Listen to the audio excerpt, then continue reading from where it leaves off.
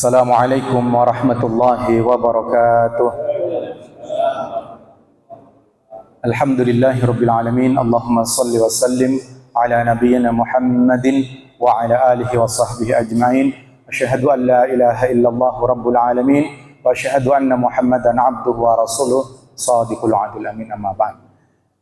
Fataliman azanillahu wa yakum, jamaah salat maghrib yang dirahmati Allah Subhanahu wa taala.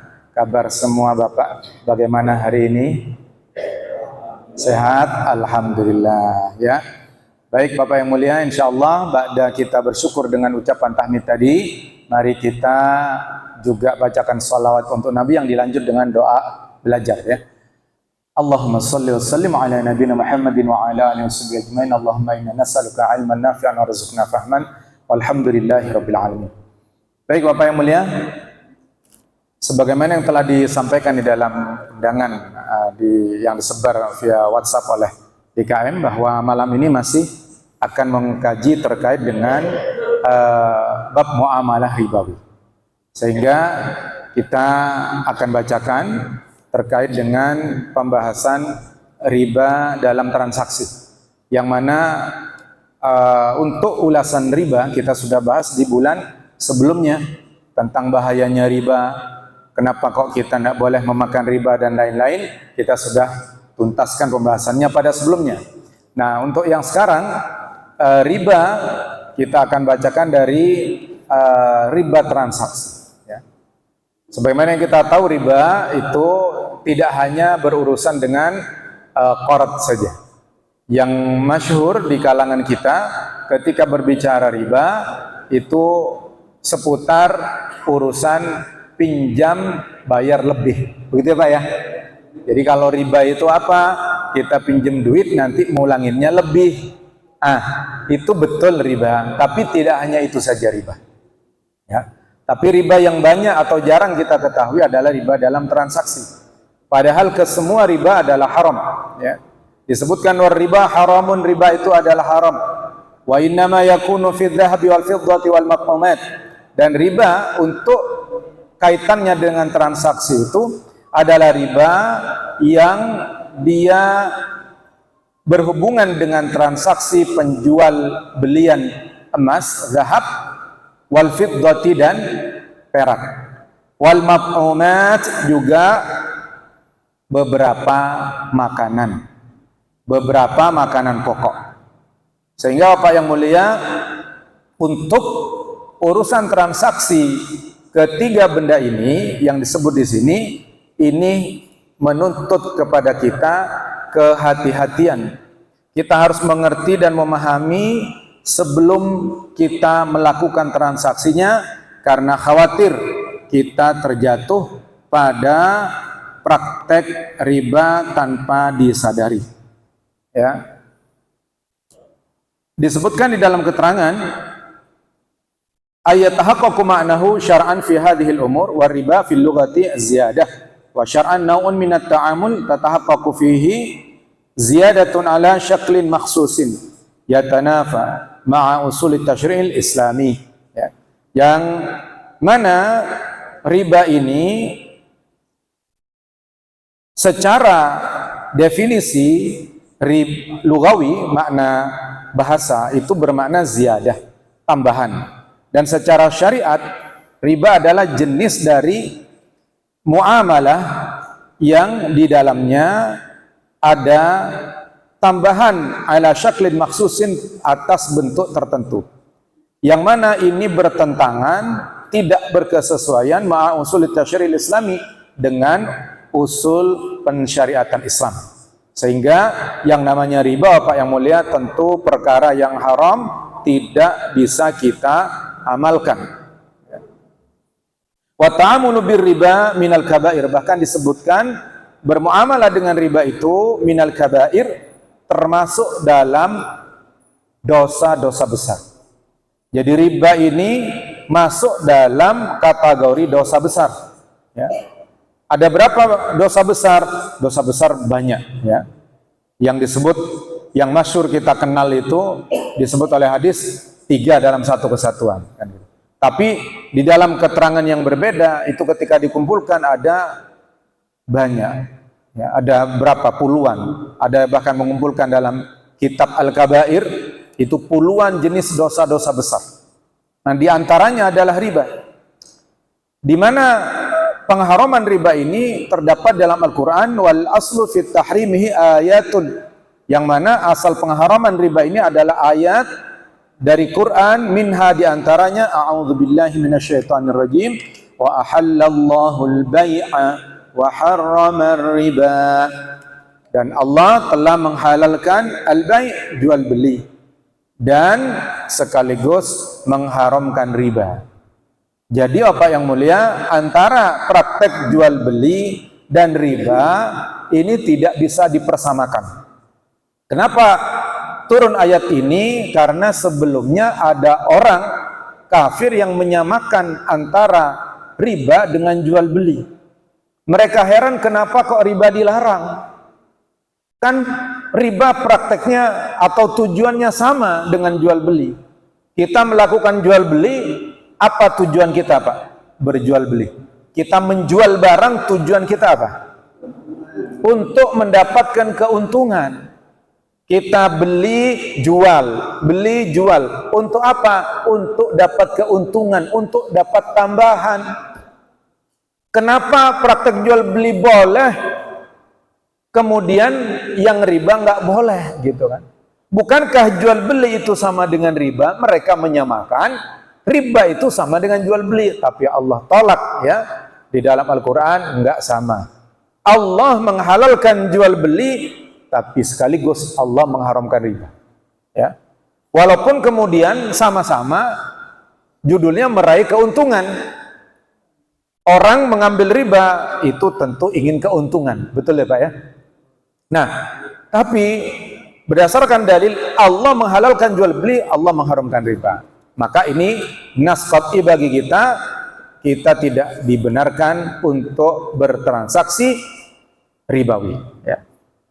Itu Quran surah Al-Baqarah 275. Kalau ada yang ingin mencek nanti ya. Kemudian juga hadis dari riwayat Imam Muslim dari Jabir, qala berkata, ya, la'ana, telah melaknat Rasulullah sallallahu alaihi wasallam terhadap telah melaknat baginda Nabi sallallahu alaihi wasallam akilar riba, kepada orang yang memakan riba. Wa mukilahu, dan yang memberikan riba tersebut. Wa katibahu, dan juga orang yang mencatatkannya. Wa syahidaihi, dan orang yang menjadi saksinya. Wa qalahum sawa, kata di keterangan di sini disebutkan mereka itu sama. Jadi ada 4 pihak Bapak yang mulia yang harus kita perhatikan untuk tidak terlibat di dalam 4 pihak ini. Siapa itu? Orang yang memakan riba, orang yang memberikan riba, orang yang menjadi pencatat riba, orang yang menjadi saksi adanya transaksi riba. Maka jangan kita termasuk ke dalam kelompok 4 orang ini. Ya. Kenapa? Karena Rasulullah sebutkan, karena di sini disebutkan hum sawa, mereka itu adalah sama. Sama dalam hal apa? Ayastawuna fi fi'lil ma'siyati wal itsm. Mereka itu sama dalam hal perbuatan maksiat dan dosa. Ya. Jadi apa yang mulia, inilah 4 pihak yang dilaknat oleh Nabi sallallahu alaihi wasallam terkait dengan riba. Nah, berikut disebutkan wala yajuzu bai'u dzahabi bidzahabi walal fiddati kadzalika illa mutamathilan naqdan, dan tidaklah boleh kita berjual beli emas dengan emas. Demikian juga walal fiddati, enggak boleh juga menjual perak dengan perak. Ya, kadzalika, yang seperti itu, illa, kecuali mutamathilan naqdan, kecuali transaksinya setara naqdan, tunai. Jadi apa yang mulia, kalau kita mau berjual beli emas, perak, hati-hati, ini ada aturannya. Apa itu aturannya? 2 harus diperhatikan. Pertama, setara, ya, semisal, seukuran. Yang kedua, naqdan, haruslah tunai. Ya. Apa yang disamakan dengan emas dan perak hari ini, yang menyerupai emas dan perak secara fungsi saat itu emas dan perak sebagai alat tukar yang resmi dalam bentuk dinar dan dirham, ya. Artinya sekarang emas dan perak kekinian itu telah diubah, ya, fungsi alat tukarnya menjadi uang kartal, uang yang ada di kita hari ini, ya. Uang yang kita pakai hari ini, itu kan fungsinya untuk apa uang itu? Untuk melakukan transaksi, ya, bertukar nilai, barang dengan nilai, nilainya itu adalah uang, ya. Nah maka Bapak yang mulia, uang ini disamakan dengan emas dan perak. Semua jenis mata uang itu masuk ke dalam emas dan perak, cara transaksinya. Artinya apa? Cara mentransaksikan uang tersebut, dua persyaratannya yang harus diperhatikan, yakni setara nilainya, yang kedua cash, cara serah terimanya. Coba, ya, ini untuk emas dan perak atau uang hari ini. Disebutkan di sini penjelasan dalil dalam kitab At-Tadhhib. Rawahu Muslim, riwayat Imam Muslim, Imam Muslim meriwayatkan pada nomor hadis 1588 dari Abu Hurairah radhiyallahu anhu qala berkata, qala Rasulullah sallallahu alaihi wasallam, bersabda Rasulullah sallallahu alaihi wasallam, kata Nabi, az-zahabu bil-zahabi, emas dengan emas, waznan biwaznin, mithlan bimithlin, ukurannya harus sama, ya, semisal, wal fiddati bil fiddati, demikian juga fiddah, perak dengan perak, waznan biwaznin, ya, setakar, seukuran, mithlan bimithlin, senilai, ya, kadarnya. Faman zada awis tazada fahuwa riba, maka siapa yang menambahkan atau meminta untuk ditambahkan, fahuwa riba, maka itu adalah riba. Wa fi riwayatin Abi Sa'id, dan di dalam riwayat Imam Abi Sa'id, ya, disebutkan bahwasanya beliau radhiyallahu anhu menyebutkan tambahan ya dan biadin dengan lafaz tangan dengan tangan. Jadi penyerahannya tangan dengan tangan, maksudnya apa? Ai naqdan, yakni secara tunai, ya. Disebutkan di sini bitaqabudil badilaini fil majlis, yakni dengan mempertukarkan kedua benda tersebut di dalam satu masjid, apa, majlis, ya, bukan masjid, ya, majlis. Kalau masjid malah nggak boleh kita bertransaksi, Pak, ya, dilarang, nggak boleh kita jual beli dalam masjid, haram, Pak, ya. Ada kemarin saya diundang untuk hadir ke satu tempat, nah, di situ di depan ada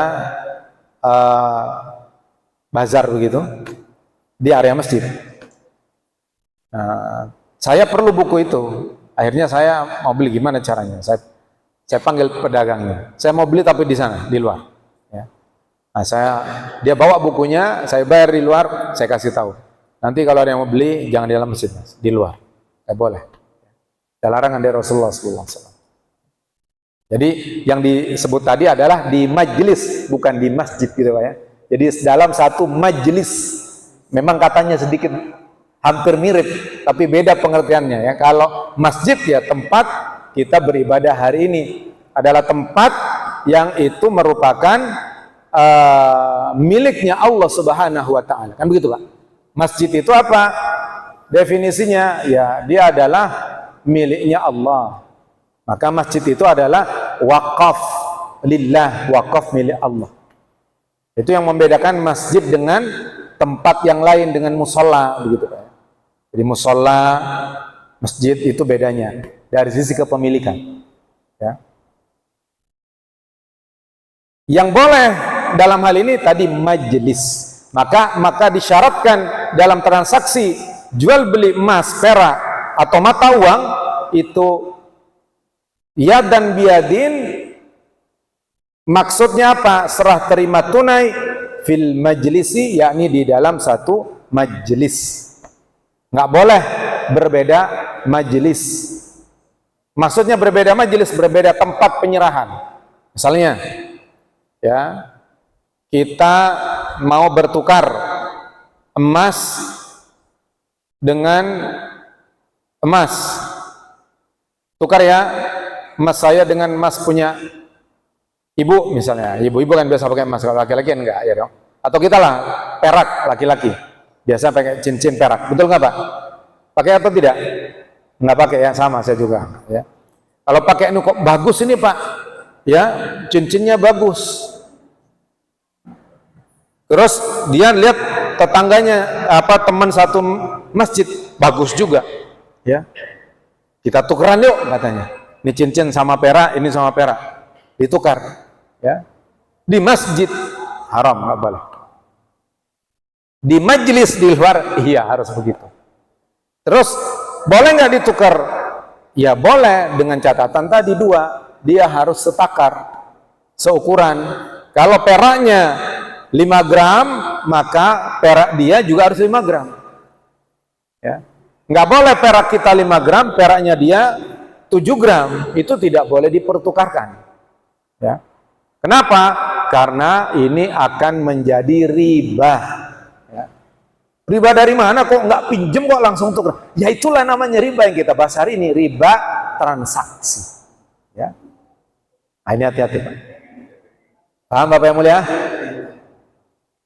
Paham ya? Baik. Ini untuk jenis benda emas dan perak, termasuk dalamnya adalah mata uang. Ya.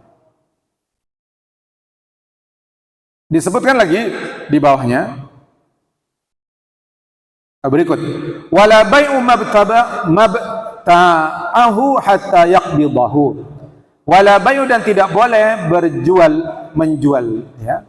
Tidak boleh menjual mabta'ahu hatta yaqbidahu, barang-barang miliknya itu sebelum ia mengqabadnya, menerimanya. Jadi tidak boleh kita menjual barang sebelum kita menerima barang tersebut. Nah, ini aturan transaksi, ya. Untuk apakah hanya untuk emas perak? Enggak, ini berlaku semua. Dalilnya disebutkan di sini riwayat Imam Bukhari dari Ibnu Abbas radhiyallahu anhu berkata beliau, ya, amma alladhi naha anhu Nabi sallallahu alaihi wasallam fa huwa ta'amu an yuba'a hatta yuqbada. Qala Ibnu Abbas, berkata Ibnu Abbas, wala uhsibu kulla syai'in illa mithlahu. Dan tidaklah aku menduga kecuali itu berlaku untuk segala jenis transaksi yang semisal. Ay mithlat ta'am, maksudnya adalah semisal dengan makanan. La yajuzu illa ba'da ayyaqbidha. Tidak boleh dia menjual belikan sebelum ia mengqabadnya, menerimanya. Ya. Juga di dalam riwayat Imam Hakim bin Hazm, ya, bukan Imam Hakim, ini sahabat Hakim bin Hazm, beliau meriwayatkan qala, berkata, qultu ya Rasulullah, aku bertanya kepada Rasulullah, wahai Rasulullah, inni abta'u hadhil buyu'a, sesungguhnya aku berjual beli barang-barang ini. Fama yuhillu li wa ma yuhamu bi, ya. Dan mana yang dihalalkan bagiku, fama yuhallu li wa ma yuharrimu bi, ya, alayya, maka apa yang dihalalkan untukku dan apa yang diharamkan bagiku, wahai Rasul, tolong terangkan. Kurang lebih begitu. Qala, Rasulullah bersabda, ya bna akhi, wahai anak saudaraku, kata Rasulullah, la tabaya'unna syai'an hatta taqbidahu, jangan engkau jual sesuatu sebelum engkau menerimanya. Riwayat Imam Baihaqi. Ya. Paham Bapak yang mulia? Ini sekarang tidak hanya urusan berjual beli emas, tapi agak melebar ke jenis transaksi. Cara mentransaksikan barang, kapan barang itu boleh kita jual, yakni ketika kita sudah menerima barang yang kita beli. Paham Pak? Jadi misalnya nih pedagang, ya, kulaan ke Tanah Tinggi misalnya, Sini tempat pasar induk kita kan di sana ya, betul ya? Kulaan barang di sana. Ya. Ada orang datang ke toko kita, ini kan pasar depan. Dia datang ke toko kita. Ada apa misalnya, dia beli apa, mau sesuatu. Katakan toko kelontong jual apa misalnya Pak? Jual beras, nah, misalnya ya. Ada orang mau beli beras, kita jualan beras nih Pak. Kemudian ada orang mau beli beras dalam jumlah besar. Misalnya dia butuh untuk kebutuhan mungkin selamatan atau apa, mau pergi umrah misalnya kan. Dia butuh banyak, butuh 1 ton misalnya. Ya, di pasar nggak ada yang punya, ada cuma sekilo 2 kilo. Ya, ini butuhnya banyak 1 ton. Ya, datang ke toko kita, mau beli beras 1 ton, ada. Nah kebetulan tadi pagi, ya kita udah beli tuh barang beras itu ke toko langganan kita, grosir di Tanah Tinggi. Ya, beli. Caranya gimana? Ya kalau tukang sayur sih datang sendiri, tapi kalau udah jagang beras biasanya main telepon aja, betul nggak Pak? Halo, kok punya beras? Punya, butuh 2 ton. Oke, berapa? Sekian. Katakan berapa? Sekilo berapa sekarang Pak? Oh, 10.000 lah biar gampang ya, sama teman kan boleh lah ya dong. 10.000, 2 ton berapa berarti? 2 juta, betul ya? 2 juta ya. Kata angkonya, oke, deal 2 juta. Dia nawarin sih 12.000, tapi saya tawarkan, saya dagang lagi nih 10.000 ya. Ya udahlah, kata singkonya. Nah, barang itu Bapak yang mulia, kemudian kita transfer nih. Kok sudah terima uangnya? Transfer ya? Ya. 2 ton nanti sore dikirim ke Pasar Binong, toko kios kita. Kata singkonya, oke siap. Siang-siang datang orang mau beli beras 1 ton ke kita. Ya, di kita cuma ada displaynya doang, ya dong. Display sekilo 2 kilo begitu. Nanya, Pak punya barang 1 ton? Punya. Ya, udah saya beli. Berapa? Karena tahu bahwa di pasar lagi langka beras, ya, dan harga pasar itu misalnya biasanya tadi 13.000, udah kita jual, ya udah 13.000 harganya sama. Oke Pak, deal 13.000. Ya, boleh nggak orang ini menjual barang ini? Boleh nggak transaksi seperti ini? Maka dalam syariat Islam ini tidak boleh. Ya, kenapa tidak boleh? Karena barangnya belum diterima, gitu Pak. Ya. Tapi bukannya barang yang di Tanah Tinggi itu sudah milik kita, kan kita sudah transfer. Betul, itu barang Tanah Tinggi sudah milik Bapak. Tapi belum boleh dijual belikan. Alasannya belum diserah terimakan. Ya. Kata si pembeli, kita janji Pak nanti sore saya antar ke rumah Bapak. Nggak bisa.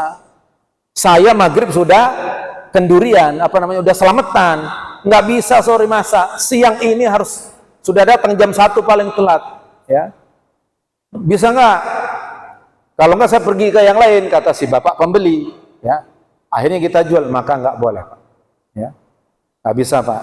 Nanti kalau mau Bapak sore saya anterin. Nah gitu. Jadi sore baru boleh jual belinya. Siang belum boleh karena barang belum diserah terimakan. Paham Pak? Tapi kalau kemudian kita lihat potensi keuntungan sedemikian rupa besar, berarti 3.000 kali 2.000 berapa itu? Oh, banyak juga ya. Berarti tadi salah tadi. 10.000 kali 2.000 berarti 10 juta Pak. 20 juta 2 ton itu, betul ya? 20 juta. Ini potensi keuntungan 3 kali 2, 6 juta di tangan ini Pak, betul kan? 6 juta. Dia mau kabur katanya, mau pergi ke tempat lain, ya. Bagaimana? Tetap tidak bisa. Caranya biar instan gimana? Biar bisa kita jual, yang penting deal gitu kan. Nah, bisa kita serah terima melalui wakil, maka kita minta saudara kita yang rumah tanah tinggi, Mas tolong ke toko Singko itu. Kenapa? Udah datang sana, nanti saya kasih duit 100.000. Ngapain? Itu tolong ambil dulu beras saya itu. Di situ 1 ton. Apa? Ya 1 ton tadi beli ya. Tolong ambilin 2 ton. Nah, ambilin. Ambilin gimana? Saya nggak ada kendaraan. Ya udah suruh pindahin aja dulu ke depan gitu. Nah, begitu dipindah, diserahkan ke saudara kita di sana, maka ini barang sudah milik kita. Nah, walaupun belum sampai ke Binong barangnya, ini sudah boleh diperjualbelikan. Kenapa?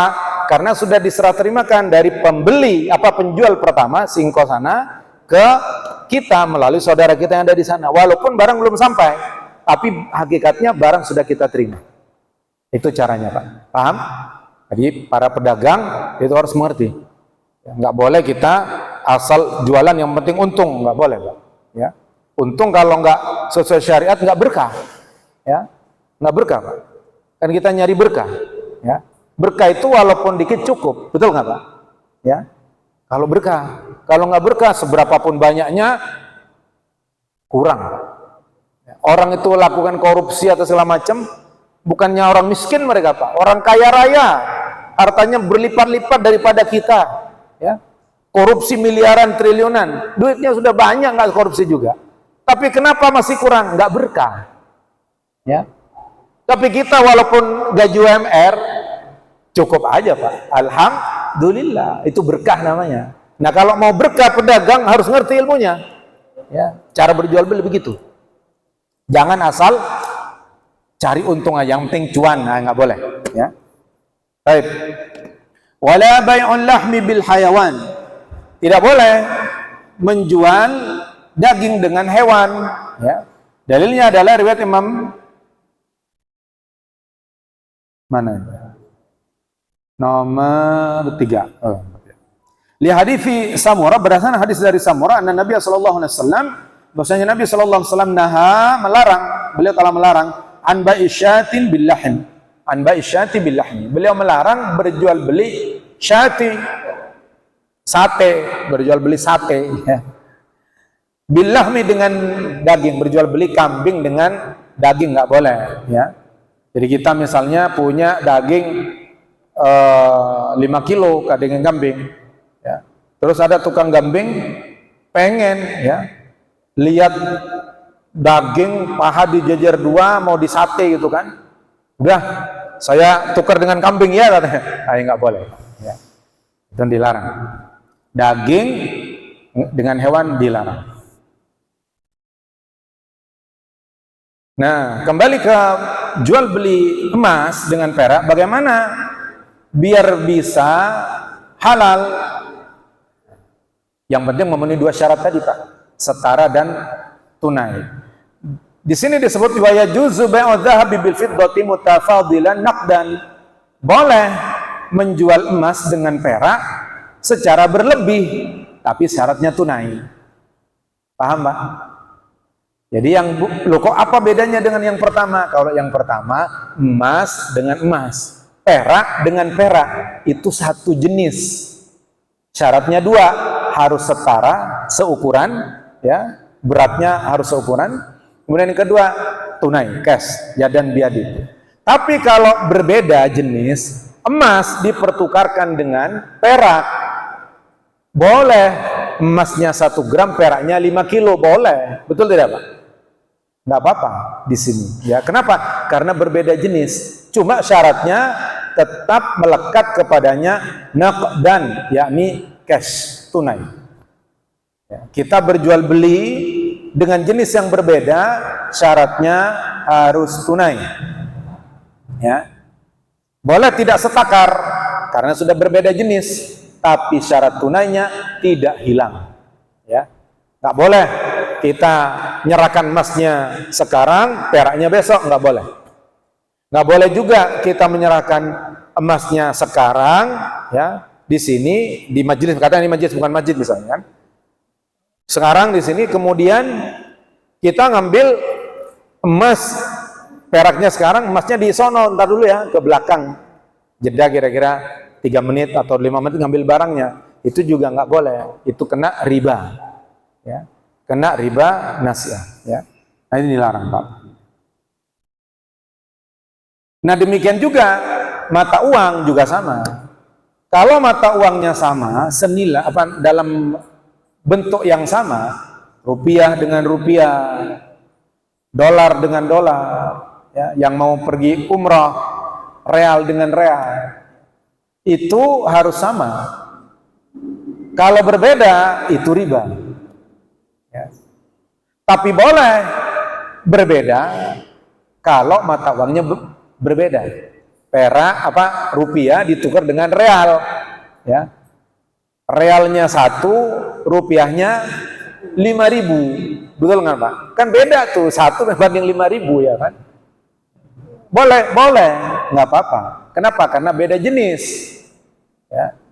Tapi syaratnya tetap harus tunai, ya, di tempat itu, di majelis itu, harus saat itu, gitu. Nggak boleh dijedah dengan perbuatan-perbuatan yang lain, kecuali perbuatan untuk itu. Nah, ini transaksi emas perak yang saling berlebih, itu disilahkan, ya, yang penting syaratnya tunai.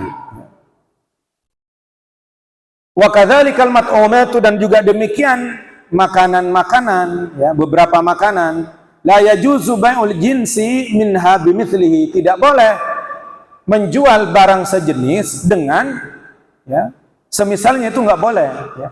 Illa mutamathilan naqdan, kecuali setakar dan tunai. Ternyata Bapak yang mulia, yang dipersyaratkan untuk setakar, senilai dan tunai itu tidak hanya emas perak saja, bukan hanya mata uang saja, tapi ada juga makanan-makanan pokok lainnya. Dalilnya mana? Berdasarkan hadis riwayat Imam Muslim dari Abu Hurairah radhiyallahu an, qala, berkata, qala Rasulullah sallallahu alaihi wasallam, bersabda Nabi sallallahu alaihi wasallam, at-tamra bit-tamri, yakni tamar dengan tamar. Tamar itu apa? Kurma. Kurma dengan kurma. Wal hintata bil hintati. Hintah, ya, dengan hintah. Hintah itu bebijian, ya, serupa gandum. Hintah, gandum jenis lain, ya. Kemudian wasyair bisyair, wasyair bisyairi. Berikutnya adalah gandum dengan gandum. Lah, tadi apa bedanya hintah dengan gandum? Kayak kita rojo lele sama pandan wangi, kira-kira begitu, Pak. Ya, sama-sama makanan pokoknya. Ya. Kemudian wal milha bil milhi, yang terakhir adalah garam dengan garam. Mithlan bi mithlin, yadan biyadin, ya, yakni setakar, senilai, tunai, yadan biyadin. Faman zada aw istazada faqad arba, barang siapa yang menambahkan atau minta ditambahkan, faqad arba, dia telah melakukan riba, ya. Illa makhtalafat alwanuhu, ya, kecuali apa yang berbeda jenisnya, launnya, warnanya, kecuali beda dari jenis makanan tadi, berbeda, ai ajnasihi, yakni maksudnya adalah jenisnya. Fayajuzu bai'uhu mutafadilan naqdan, maka boleh untuk menjualnya berlebih asal tunai, gitu, Pak. Nah, inilah kemudian yang dikenal dengan istilah barang ribawi, ya. Jadi ada apa? Sil'ur riba, yakni barang-barang ribawi. Ada berapa, Pak, tadi, Pak, barang ribawi? Ada berapa barang ribawi? Nah, dihitung tadi. Ada 5, ya. Ada, kita hitung lagi. 1, emas, ya. Apa kok barang, bukan emas ini, Pak. Makanan ribawi itu tamar, korma dengan korma. Kemudian hintah, kemudian syair, ini gandum. Kalau kita beras rojo lele atau pandan wangi, gitu kan. Kemudian milha, yakni garam. Ditambah tadi emas dan perak, jadi ada 6 benda ribawi, ya. 6 benda ribawi ini harus hati-hati dalam memperjualbelikannya, Tidak boleh sembarangan. Kalau nggak ngerti ilmunya harus belajar dulu. Jangan berjual beli di bidang itu. Kalau tidak, maka tercatat dalam catatan amal kita praktek riba yang berkelanjutan di sana. Ujung-ujungnya nanti kita menyesal. Ya, sudahlah nggak berkah, dosanya besar. Naudzubillah, summa naudzubillah. Inilah pentingnya kita duduk di majelis ilmu agar apa? Agar tidak terkait dengan riba. Terakhir Bapak yang mulia, sebelum ke sesi tanya jawab ya. Wala yajuzu bai'ul gharari, dan tidak boleh berjual beli secara gharar ya. Gharar itu adalah praktek yang tidak jelas, jual beli yang nggak jelas. Nah, itu juga nggak boleh ya. Nah, inilah hal tentang muamalah ribawi dalam hal transaksi ya. Kalau ada yang mau ditanyakan, diberi kesempatan. Wassallallahu ala nabiyina Muhammadin wa ala alihi wasallam. Baik, 1, 2. Oke, silakan dari depan dulu ya Pak ya. Tahan di belakang, silakan Pak. Waalaikumsalam warahmatullahi wabarakatuh. Tadi Ustaz menjelaskan dua jenis emas dan emas, perak dan perak, setara dan cash. Tapi Ustaz belum menerangkan tentang nominal dari satu barang saja emas. Contohnya pada tahun 2000, seseorang mempunyai emas 1 gram dengan harga 1 juta. Contoh cincin. Kemudian pada tahun 2025 itu kan sudah 5 tahun. Sama proses, tetapi pada tahun 2025 itu harga emas sudah naik jadi 2 juta. Tapi sama, proses semuanya sama. Nah, itu akan ditukar. Nah, nominalnya itu sudah beda. Tapi setara. Baik, waalaikumsalam warahmatullahi wabarakatuh. Izin minum dulu Pak. Silakan yang penanya kedua. Jangan lupa kalau makan minum tangan kanan ya. Silakan Pak. Waalaikumsalam warahmatullahi wabarakatuh. Bagaimana kedudukan dengan partisipasi jasa? Padahal di dalam modal tersebut ada modal yang kita simpan di situ, yang kita limpahkan. Apakah itu sudah termasuk riba atau bagaimana? Waalaikumsalam warahmatullahi wabarakatuh. Baik, syukran atas perhatian dan pertanyaannya. Yang pertama tentang masalah nilai dari benda yang sudah berubah. Tadi disebutkan emas 2000 sejuta, 2025 udah 2 juta ya. Bagaimana kita mempertukarkan? Ia tidak ada masalah, tetap kaidahnya sama, yakni setakar senilai ya. Maksudnya bukan senilai, setakar, beratnya sama gitu ya. Setakar ya istilahnya ya. Seberat ya, seukurannya sama ya, beratnya sama. Nah, itu. Kemudian yang kedua adalah tunai. Mau nilainya yang dulu 1 juta, sekarang 2 juta, nggak usah dilihat ya, biar nggak usah pusing kita. Yang pasti kalau kita mau nuker benda yang namanya emas, itu syaratnya 2. Perhatikan, beratnya sama atau enggak. Kalau sama silahkan dipertukarkan, tapi langsung tunai saat itu juga. Tapi kalau beda beratnya nggak boleh dipertukarkan, karena nanti akan ada riba. Loh, enak di dia nggak enak di saya, maksudnya gimana? Kan punya saya 24 karat, dia 22 karat, masa 5 gram sama 5 gram, rugi dong gue, kan gitu kan, rugi saya. Ya Pak yang mulia, dalam hadis tidak disebutkan tentang kualitas dari barang tersebut, sehingga mau 24 karat ditukar 18 karat, asal itu namanya emas, ya sudah Pak, itu berlaku kaidah tadi ya, asal benda emas ya. Bukan emas Jawa Pak, emas Jawa 60 kilo ya dong, itu mahal sekali itu ya. Jadi emas 18 karat, 24 karat harus sama ya. Loh bagaimana, saya rugi dong Pak, saya 24 karat, dia 18 karat, masa saya dapat 5 gram juga? Caranya, maka kita jual dulu aja, tukar dengan nilai yang beda. Emas kita jual nih yang 24 karat, jadi katakan sekarang 2 juta, menjadi 5 kali 2 berarti 10 juta. Yang 18 karat paling 500.000, ya dong. Kali 5 berarti 2,5 juta, kan untung kita. Ya udah bayar 2,5 juta, aman kan? Nah begitu caranya Pak. Jadi kita jual dulu, kita konversi ke bentuk lain, ke nilai yang lain. Itu caranya biar halal, ya termasuk riba. Ya, wallahu a'lam bishawab. Kemudian tentang koperasi simpan pinjam. Bagaimana status koperasi simpan pinjam? Koperasi simpan pinjam kita tidak melihat akarnya ya Pak ya. Kalau akarnya tentu itu udah jelas salah ya. Tapi kita lihat prakteknya sajalah. Bagaimana sih yang dimaksud koperasi simpan pinjam? Oh, saya menyimpan di suatu lembaga.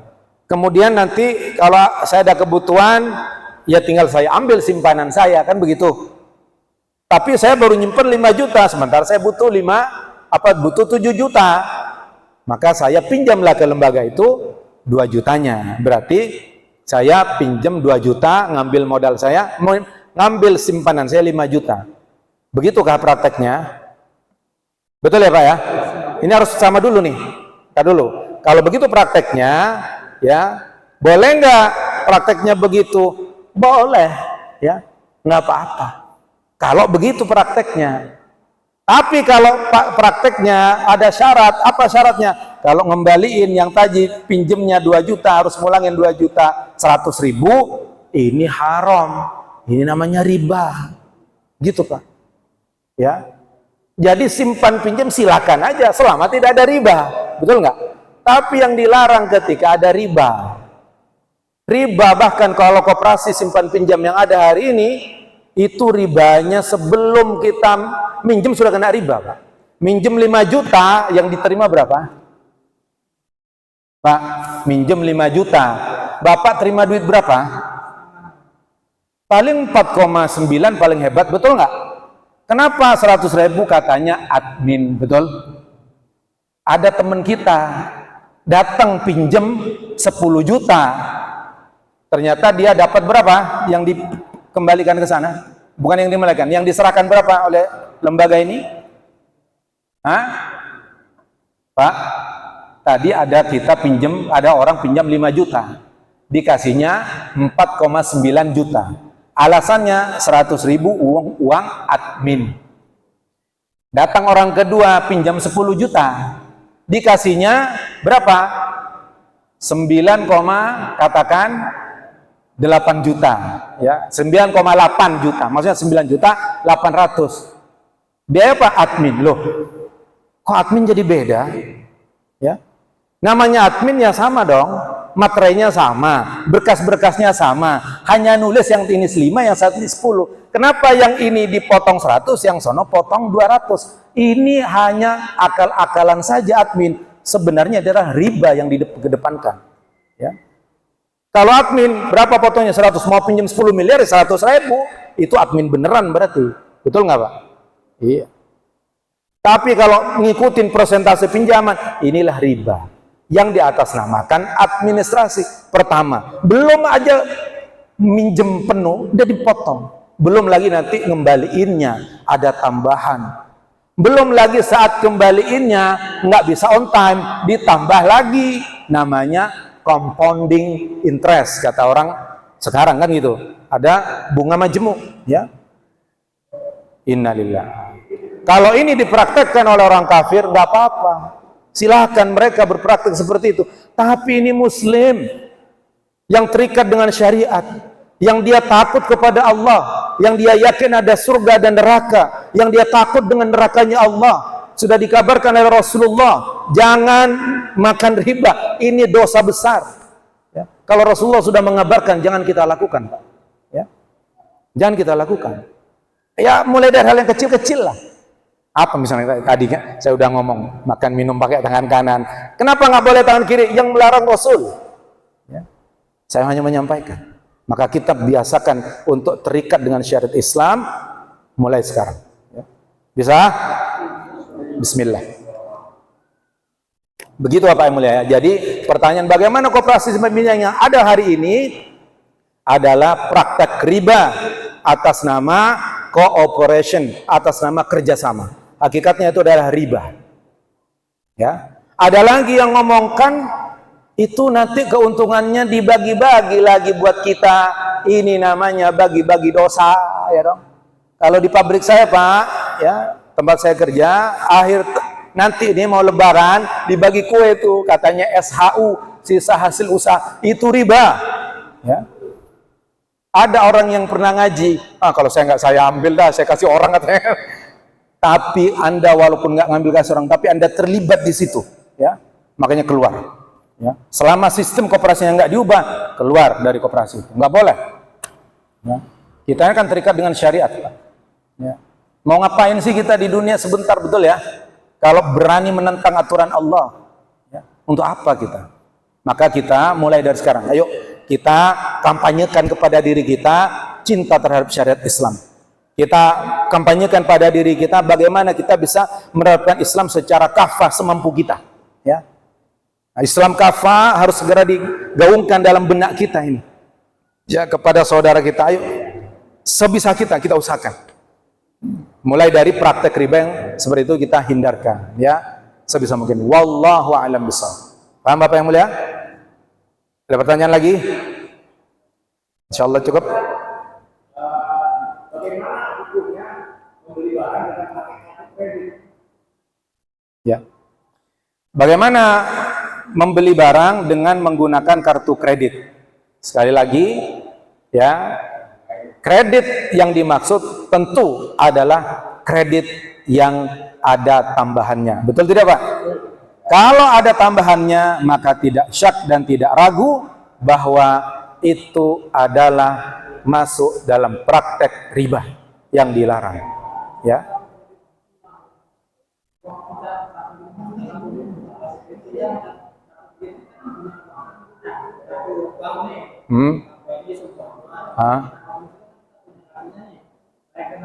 Itu mah bukan kartu kredit namanya, itu ATM, betul kan?